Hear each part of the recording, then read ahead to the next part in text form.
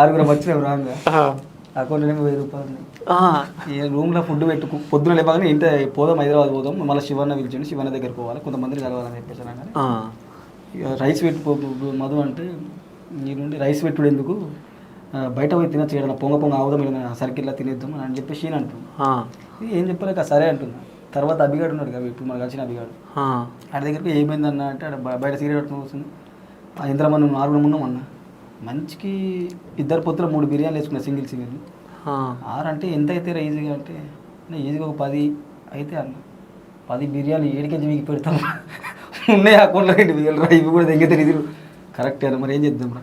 ఏం లేదు, మీ అమ్మకు ఫోన్ చేయి, అమ్మ అన్ఎక్స్పెక్టెడ్ ఇటు సైడ్ వచ్చినాము, మన ఇంటి సైడ్ వచ్చినాము, ఇక మన గోపనకి ఇట్లా తెలుసు కదా, మన గోపి మీ ఇల్లు ఇద్దాం అంటున్నాడు, ఎట్లుంది ఏం కదా అని అట్లా కలిసినట్టు అవుతుంది.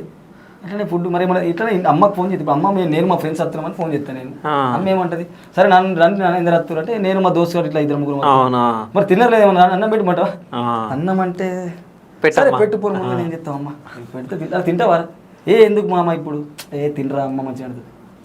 ఆడు ముందే చెప్తాం కదా, వద్దని చెప్పు, ఆడికి పోయినాక కూడా నాన్న చికెన్ మన వద్దు అంటే అసలు నేను ఇప్పుడే తినొచ్చిన నవ్వదు. తర్వాత సరే అట్లా అంటాడు, పోతే పో కూడా పోయి తింటాను కదా, తింటాడు గట్టి. తిన్నారా లేదా మీరు ఇప్పుడు? గట్టి తినొచ్చిన చికెన్ ఇప్పుడే చెప్పింది, అదే సొరకాయ కూర అని చెప్పింది ఆంటీ. పాపం ఇంకా అన్నయ్య హైదరాబాద్ ఉంటాడు, వాళ్ళ అన్న జాబ్ చేస్తాడు, గోపాల్ వస్తున్నాడు, సొరకాయ బిరకాయ చికెన్ తెచ్చి అండిపించాలి, ఇంటికాడ తినేసి కొంచెం చెప్పడా మాట్లాడి చేసి వెళ్ళొచ్చు. లేదా నిజమే, కానీ రూమ్లో చెప్పిన వాటికి నేను రైస్ పెట్టేస్తాడు.